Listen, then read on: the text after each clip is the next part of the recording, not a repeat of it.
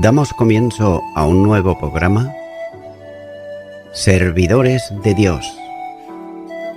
Quien te habla es Manuel Cornejo. Estaré compartiendo la palabra de Dios y lo haré de una manera expositiva, versículo a versículo. Y en esta ocasión será en el Evangelio de Marcos, capítulo 3 y versículo 30, donde dice: porque ellos habían dicho, tiene espíritu inmundo.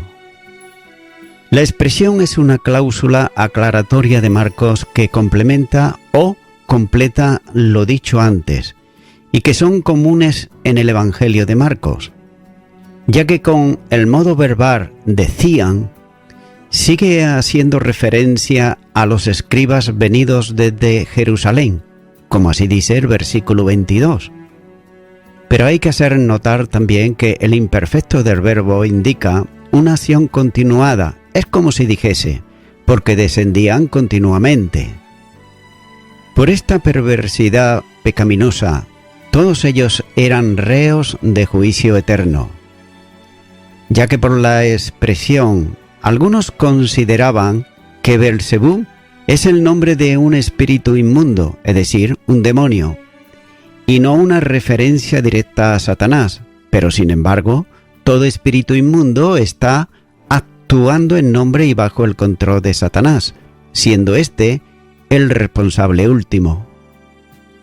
Continúa ahora con el versículo 31, donde dice: vinieron después sus hermanos y su madre, y quedándose afuera, enviaron a llamarle. En el panorama de la operación a Cristo, o si se prefiere mejor, de las dificultades que comportaba su ministerio, estaban los enemigos personales que eran los religiosos, es decir, los escribas y fariseos, pero también la familia directa representaba una oposición a lo que él estaba haciendo. Ahora bien, cabe preguntarse si este grupo, compuesto por su madre y sus hermanos, son los mismos que se mencionan antes y que vinieron entonces para llevarle, considerando que estaba fuera de sí.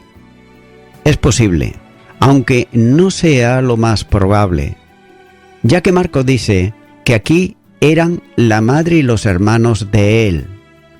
Y note que se aprecia la ausencia de José, el padre adoptivo del Señor, lo que hace suponer que posiblemente hubiera ya muerto. Note que el grupo familiar estaba formado por la madre de Jesús, esto es María, única vez en todo el Evangelio que se menciona de esta manera. Los hermanos eran los hijos naturales de María y de José. El Evangelio enseña que María y José no tuvieron intimidad matrimonial hasta que Jesús concedió por el Espíritu fue alumbrado. El Evangelio de Mateo dice que José, en el capítulo 1 y versículo 21 dice: no la conoció hasta que dio a luz a su hijo primogénito y le puso por nombre Jesús. Él había recibido a María en su casa por la instrucción de un ángel. Mateo capítulo 1 y versículo 24. Pero la convivencia marital no siguió el curso habitual hasta que tuvieron relaciones íntimas, es decir, hasta que María dio a luz a su hijo. Además, es interesante apreciar que Mateo dice que fue su hijo primogénito, es decir, el primer hijo de aquel matrimonio, lo que supone, como ahora también confirma Marcos, que luego tuvieron más hijos y también hijas, miembros de la misma familia con Jesús, como se aprecia en la lectura de otros pasajes del Evangelio. Por ejemplo, en Mateo capítulo 12, versículo 46 y 47, en Lucas capítulo 8, versículos 19 y 20, en Juan capítulo 2, versículo 12, capítulo 7, versículo 3, versículo 5 y versículo 10. También en Hechos de los Apóstoles y en las epístolas se hace referencia por nombre a alguno de los hermanos de Jesús. Por ejemplo, en Hechos de los Apóstoles capítulo 1 y versículo 14 dice: Todos estos perseveraban unánimes en oración y ruego con las mujeres y con María, la madre de Jesús, y con sus hermanos. En 1 Corintios capítulo 9, versículo 5 dice: ¿No tenemos derecho de traer con nosotros una hermana por mujer, como también los apóstoles y los hermanos del Señor y Cefas? Gálatas capítulo 1, versículo 19 dice: Pero no vi a ninguno de otro de los apóstoles, sino a Jacobo, el hermano del Señor. Y note que 4 de estos hermanos se citan por sus nombres: Jacobo, José, Simón y Judas. Veamos pues Mateo capítulo 13 y versículo 55, donde dice: ¿No es este el hijo del carpintero? ¿No se llama su madre María y sus hermanos Jacobo, José, Simón y Judas? Y Marcos capítulo 6 versículo 3 dice: ¿No es este el carpintero hijo de María, hermano de Jacobo, de José, de Judas y de Simón? ¿No están también aquí con nosotros sus hermanas? Y se escandalizaban de él. Note que de las hermanas no se ha transmitido ningún nombre. Trata de desorientar el concepto general de hermano y hermana para referirse a pariente de Jesús. No es hacer honor al texto y tan solo es buscar el modo de sostener que María y José no tuvieron más hijos. Una de las formas que se han utilizado para justificar lo que se llama virginidad perpetua de María es considerar a los hermanos y a las hermanas como hijos e hijas de un matrimonio anterior de José, cosa que no se menciona en ninguna de las escrituras y que fue tomado del pronto Evangelio de Santiago, siendo seguida por Clemente de Alejandría y Orígenes. A la frase indefinida en cuanto a tiempo y lugar en donde se produce el hecho que relata, se añade también la indefinición de la razón de la presencia de la madre y los hermanos del Señor, ya que la gente se agolpaban en todo lugar donde estaba Jesús. Y esto ocurría en aquella ocasión. Note que el gentío no cabía en la casa y se extendían alrededor de ella. De modo que María y los hermanos de Cristo tuvieron que quedarse en pie, en el límite donde le permitía la multitud que rodeaba la casa. Y desde allí envían aviso a Jesús de su presencia, llamándole para que viniese a ellos.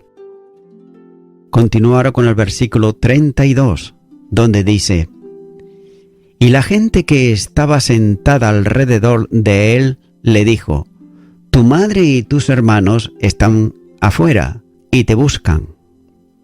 Note que la descripción de Marcos es vivida, punto, ya que la familia que había llegado pide a alguien que avise a Jesús de su presencia.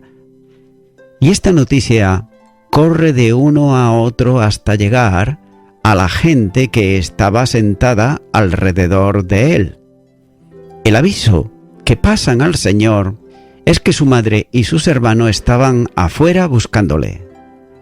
Por otro lado, los manuscritos que incorporan también la expresión "y sus hermanas", según la referencia hecha en el apartado de crítica textual, no son firmes y probablemente sea el resultado de un añadido por algún copista, probablemente al influjo de la referencia a las hermanas en el versículo 35 y también en el capítulo 6, versículo 3 de este mismo Evangelio de Marcos.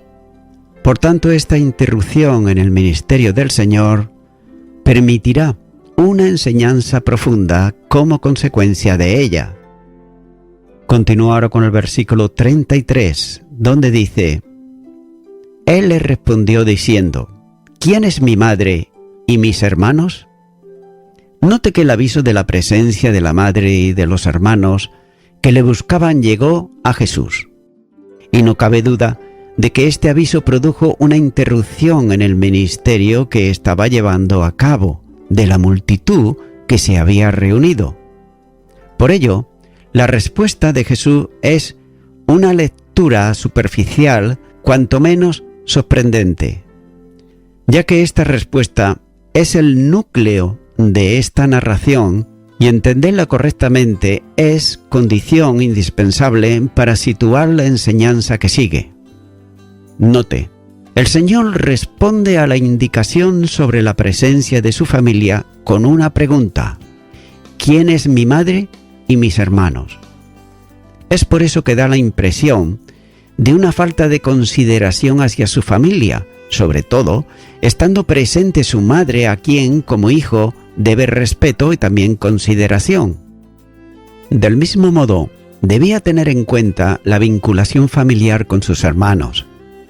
La respuesta, en forma de pregunta, produce un efecto de brusquedad en relación con la presencia de su familia que le estaba buscando. Especialmente sensible en el hecho de que no mandó buscar a los suyos para recibirlos en donde él estaba, ya que probablemente enseñando, ni salió él a recibir a su madre, que había venido probablemente desde el lugar de su residencia habitual. Pero también pudiera justificarse esa brusquedad si Jesús conocía indudablemente conocía la razón por la que venían a buscarle, ya que si su familia era, como algunos piensan, los mismos que le buscaban antes para apartarle de la obra que estaba realizando, como señala el versículo 21, entonces la razón sería la misma en esta ocasión. Si antes eran otros, entonces ahora la presencia de su madre y sus hermanos pareciera que sería retirarle de la actividad, cosa que antes no habían conseguido los que lo pretendieron. La relación entre Jesús y su familia, especialmente con su madre, fue siempre una relación correcta, como corresponde a un hijo que se ajusta a lo establecido por Dios. Pero no cabe duda que el Señor no permitió nunca ni a su madre ni a sus hermanos que interfirieran en lo que él tenía que hacer conforme al programa de Dios, su Padre, le había encomendado.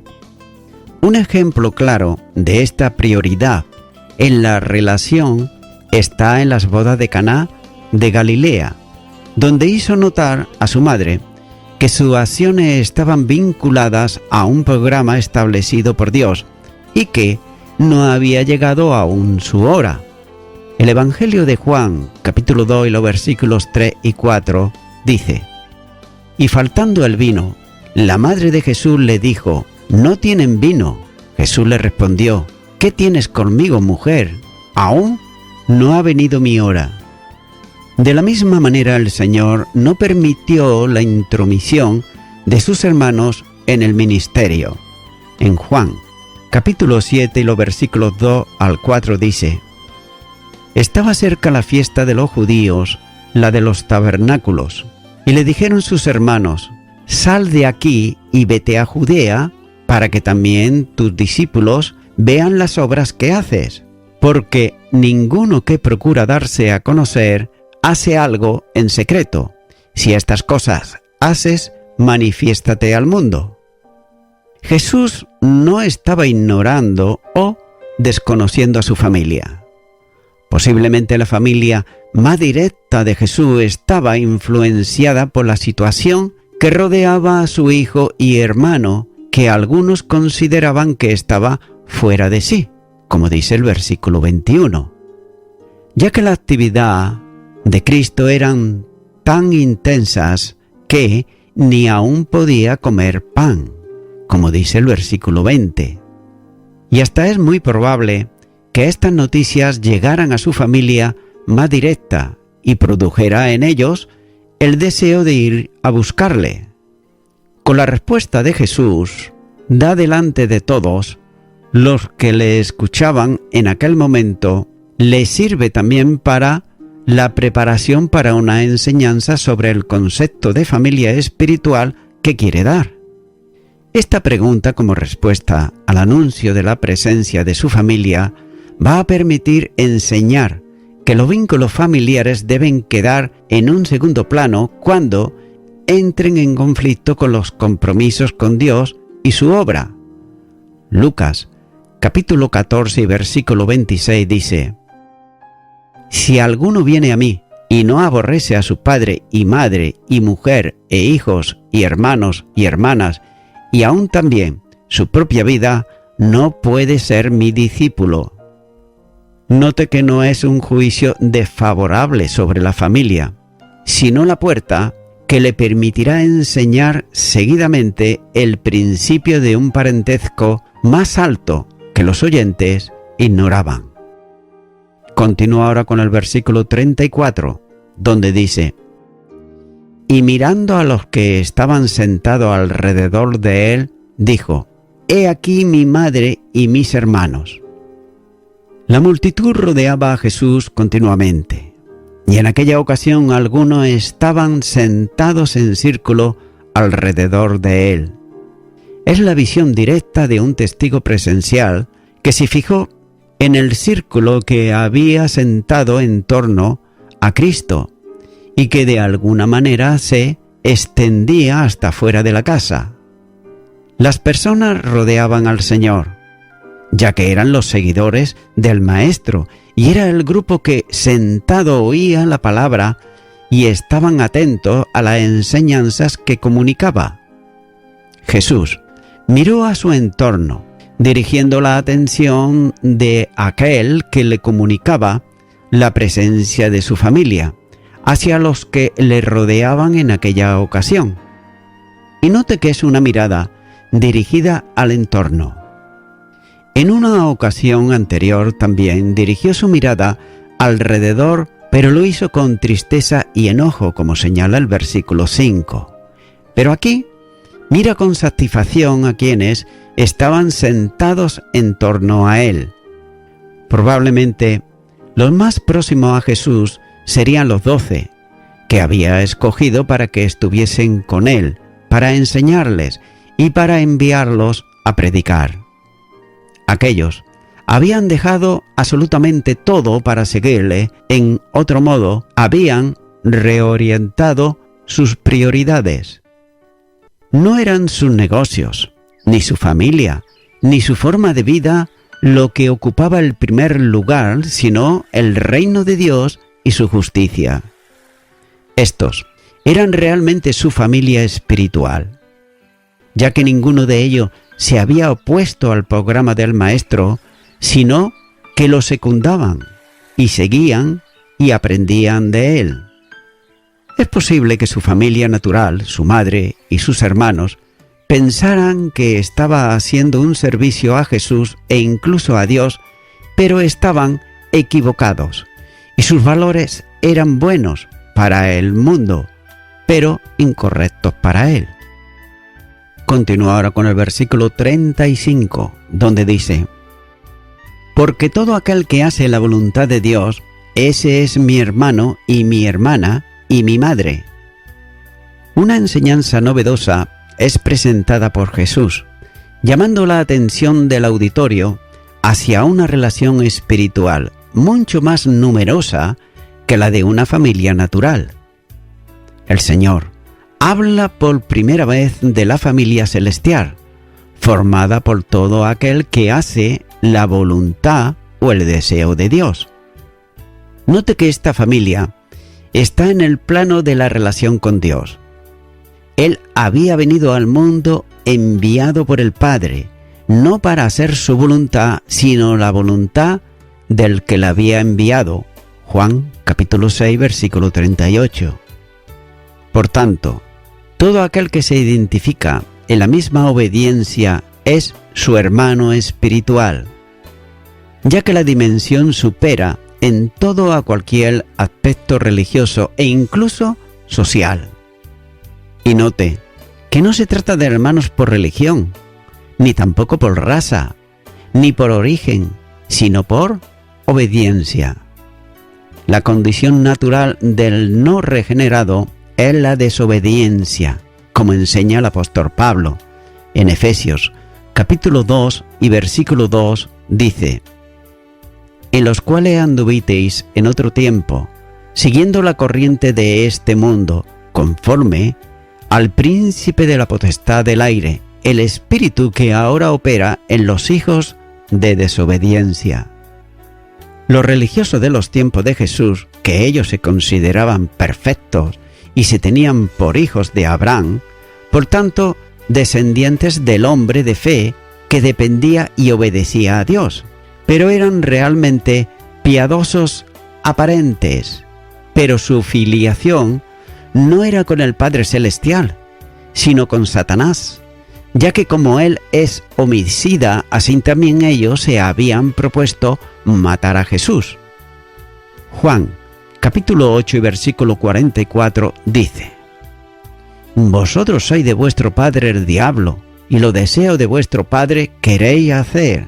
Él ha sido homicida desde el principio, y no ha permanecido en la verdad, porque no hay verdad en él. Cuando habla, mentira del suyo habla, porque es mentiroso y padre de mentira. La Escritura enseña que todo hombre se niega a adorar y a buscar a Dios viviendo en desobediencia, que es su ámbito natural.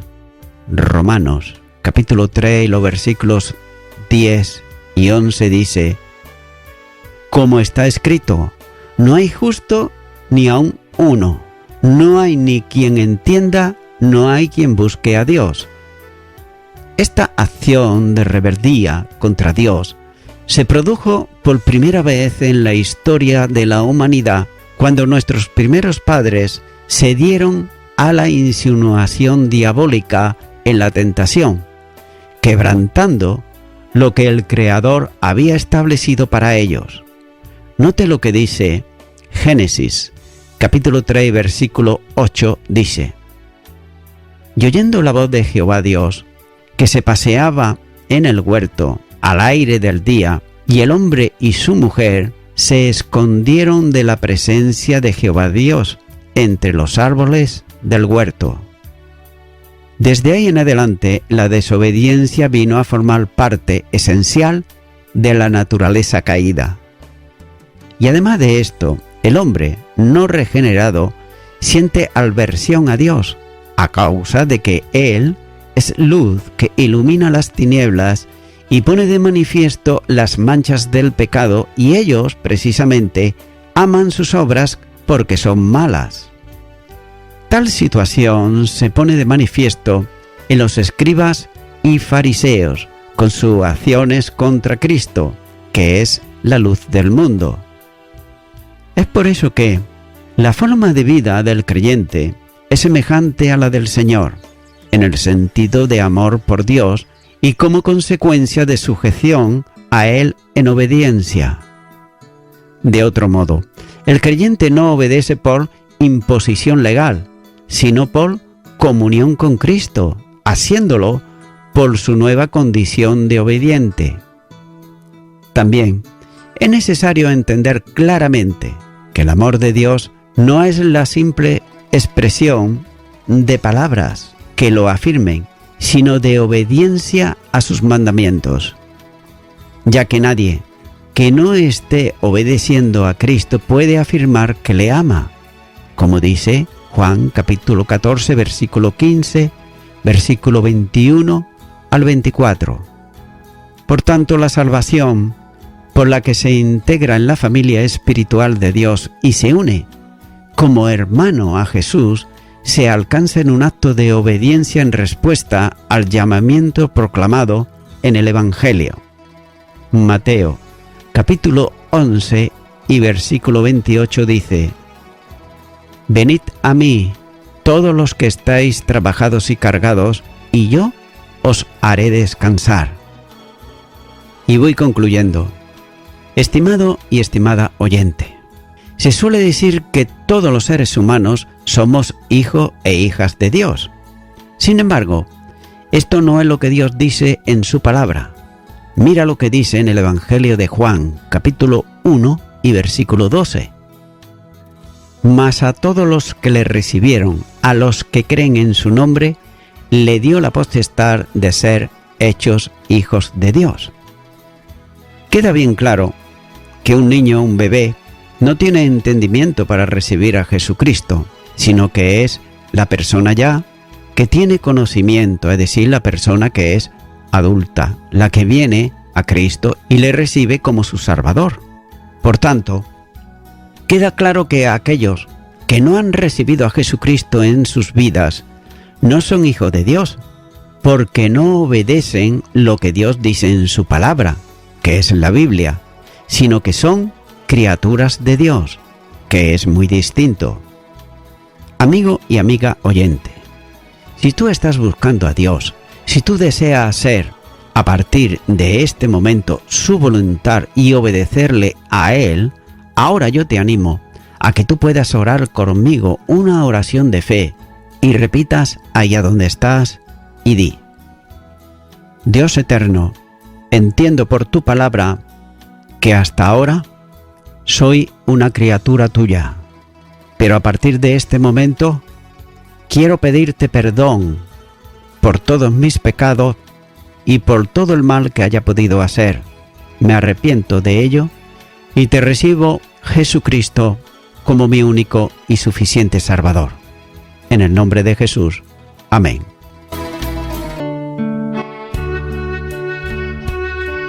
Amigo y amiga oyente, si tú has hecho esta oración de corazón, te recomiendo que comiences a orar a Dios, en primer lugar, en el nombre del Señor Jesucristo.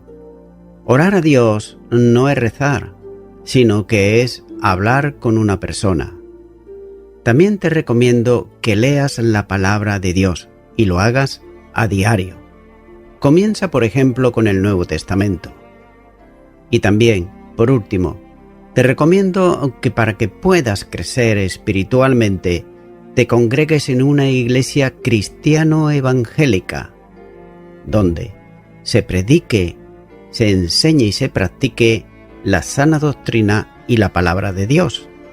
Congrégate ahí y con el tiempo podrás crecer espiritualmente y también servir al Señor Jesucristo. Que Dios te bendiga. Y a toda la audiencia, nuevamente ya me estoy despidiendo de todos ustedes y será hasta el próximo programa. Que Dios os bendiga a todos.